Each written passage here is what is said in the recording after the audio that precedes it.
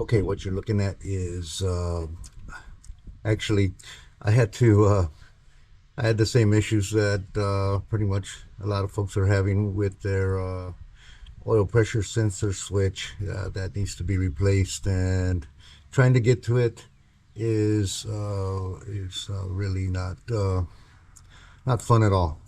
Um, I did look at some YouTube videos, and based on my model Chevrolet truck, um, and there's so many of them out there, and the general vicinity is correct on the location, and it is hidden uh, underneath that, or actually just forward of the firewall, and just at the back side of the engine. Some of them, I believe, are on the driver's side. Mine appears to be right in the middle between the firewall and the center portion of the engine. And so let me kind of give you an.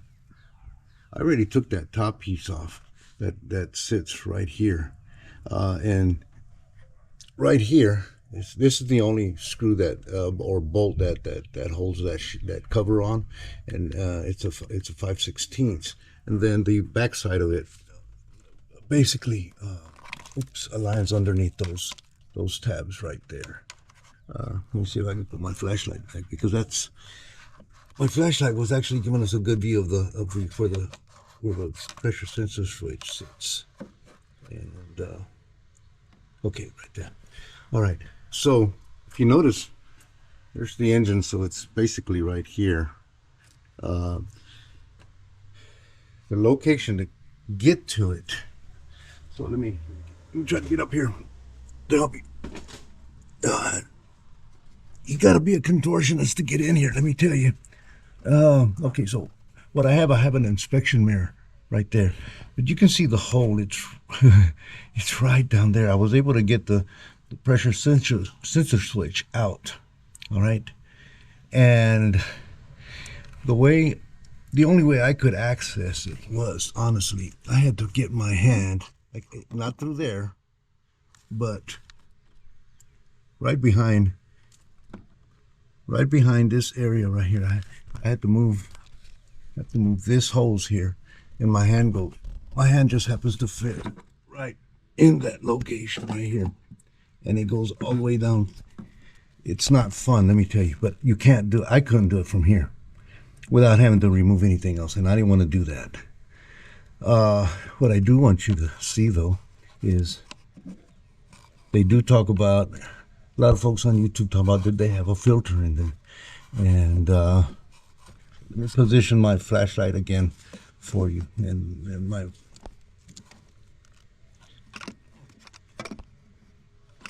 here, I'll get back to you.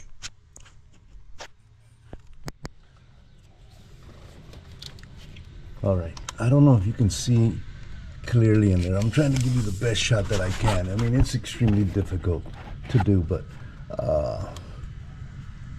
if you look in there, you can clearly see that there is no filter. There is no filter. Let me see if I can give you a better look.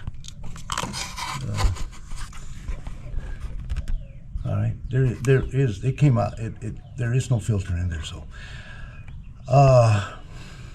the service manual doesn't even call to remove the filter. It just says to remove and replace the sending unit. So I'm gonna stick the filter back in. My part that I bought came with a filter, and so I'm gonna stick it in there. I don't know if this is really gonna make a difference or not, but I'm gonna stick it in there. Let me show you what came out.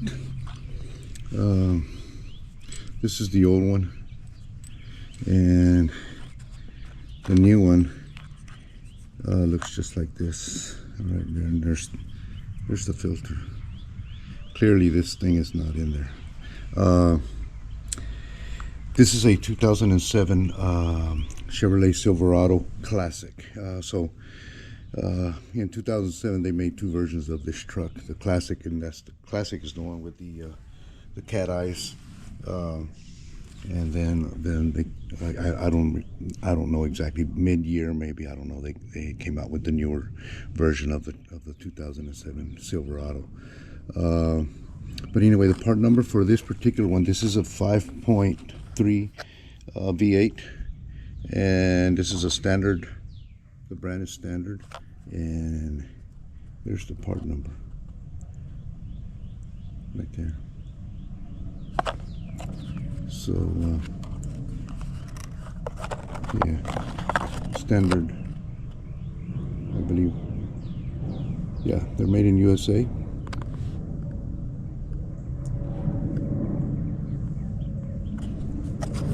All right, so I'm going to try to stick this filter in there. I don't know if I can film it and try to stick it in there at the same time. Probably not. So let me see what I can do, and then I'll bring you back. Okay. I don't know if you can see it. Hopefully you can see it in there. It's in. It was extremely difficult. I'm not going to sit here and sugarcoat this thing for you that it's easy to do. It's challenging. It really is. I decided not to put the filter in. I tried to put the filter in, and there was just absolutely no way I couldn't get my hands all the way down there and get it in there. So from the factory it came without it, so I just decided, hey, it's been running since 2007 without it, so I just decided to leave it out. The oil pressure sensor switch, to try to get it in from the way I took it out, is impossible. I think all applications are different. Yes, it might be in the same vicinity, but the installation and the removal was pretty easy. It's the install where it became challenging, and it's not as easy as it appears on some of the YouTube channels. It's much more difficult. However, the only way that I was able to get mine in was right where the mirror's at, right down through that location. That's the only way, but I had to use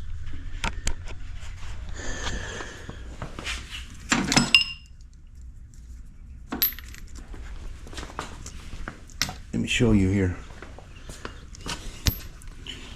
I had to use the extension, and I put tape in here, pretty much like that.